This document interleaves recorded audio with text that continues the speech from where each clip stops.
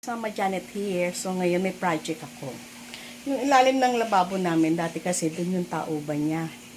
So, meron ako nilalagay, may nakalagay dyan na stainless na tauban ng pinggan. So, binago ko, nilagay ko dito sa harapan ng lababo. So, ngayon ang bala ko, ibalik ko siya para medyo maayos na.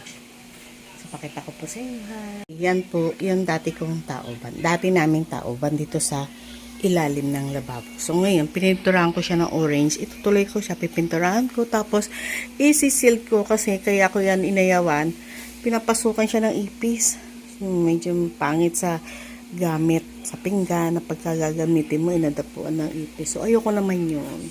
So, ngayon, tutuloy ko siya sa pagpipintura. Okay? So, ito naman, ililinisin mo ng mabuti para maibalik ko dito sa ilalim. Wait lang po. Okay, guys. So, yan na po. So, napinturahan ko na itong part na to. Itutuloy ko naman dito sa kabila. Wait lang po ah.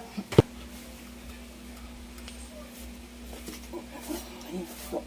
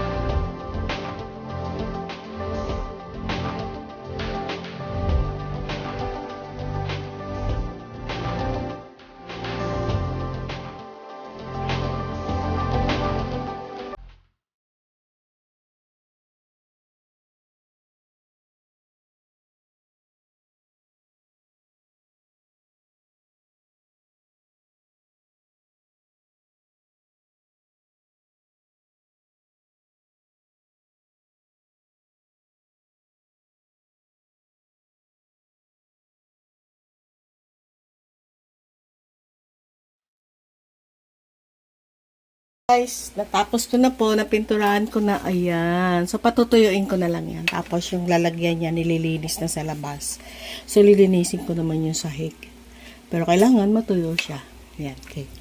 Maganda na, diba, no? Balik ulit sa dati. Ito kasi natanggal na yung pinto, na sobra na siya sa water yata. Yung pumapatak sa ilalim. So, ang ginawa ko, binuksan ko na lang.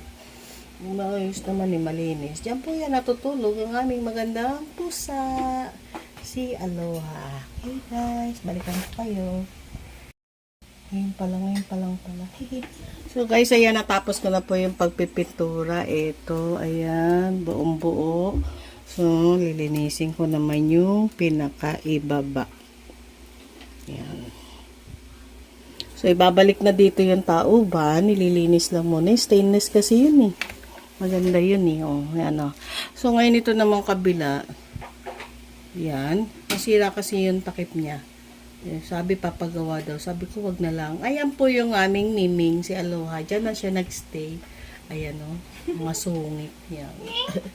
Ayan. O yan. Diyan siya nagstay. Gusto niya dyan sa ilalim na yan. So, ginagawa ko, nililinis ko na lang yan araw-araw.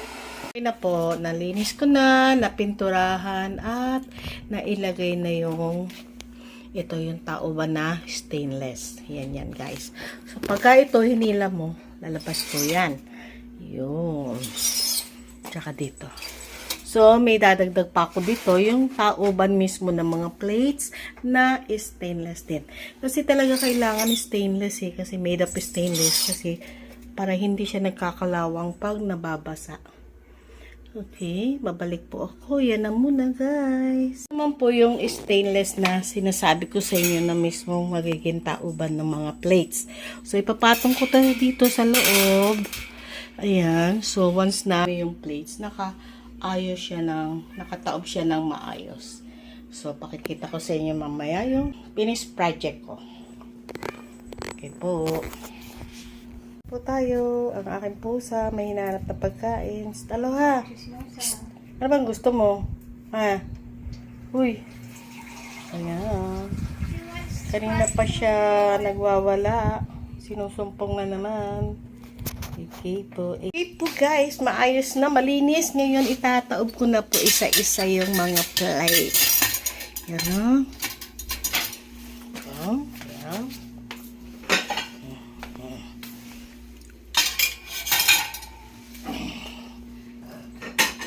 Ito.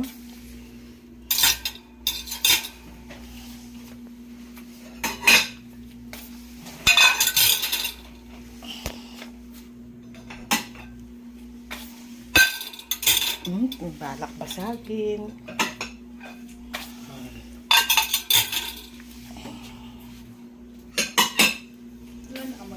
Wala na. Medyo ano lang din, ang lawan pagka gagamitin.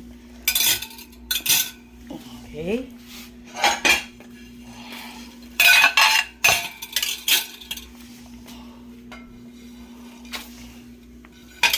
Yan. So, ito po. Tutulak na dyan sa loob. Tapos, ito naman. Pwede dito ilagay yung mga cup.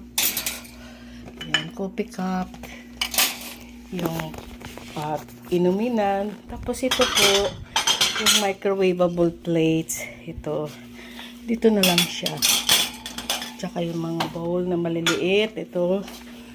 Yan. Saucer. Ito po.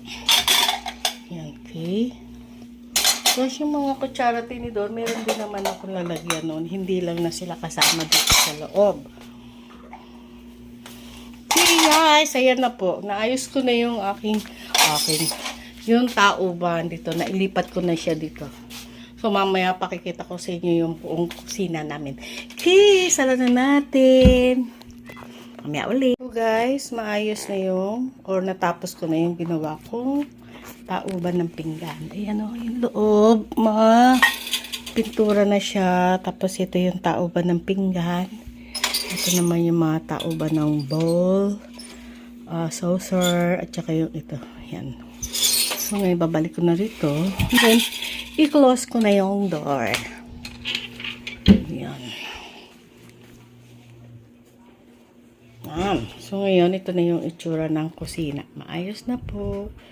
Ayan. Okay. Ayan. Ito. Ayan. Ayan. So ito na ngayon kabuuan ng kusina. Ayan po. O, diba? Ang ganda tingnan na, no? Hindi na nakikita yung plate. Kasi dati dito nakalagay siya sa loob, eh. So, may tendency na mabulok yung kahoy. Ayan. Ayan po. So, okay. Okay guys, yun na po lahat. Thank you very much. Thank you very much for watching and see you on my next vlog.